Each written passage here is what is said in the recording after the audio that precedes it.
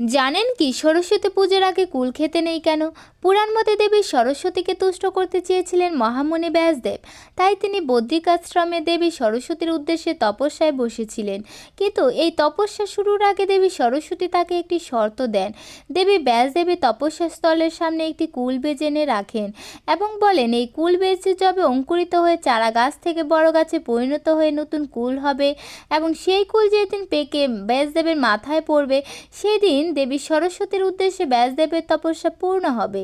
ব্যাসদেব তাই বছরের পর বছর ধরে একমনে তপস্যা করে গেছিলেন, আর এভাবেই একদিন কুল বীজ অঙ্কুরিত হয়ে চারা গাছ থেকে বড় গাছে পরিণত হয় এবং তাতে কুল ধরে, যা বসন্ত পঞ্চমীর দিন ব্যাসদেবের মাথায় এসে পড়ে এবং দেবী সরস্বতীও তুষ্ট হন। আর এই দিনেই ব্যাসদেব দেবী সরস্বতীকে কুল ফল নিবেদন করে ব্রহ্মসূত্র রচনা শুরু করেন।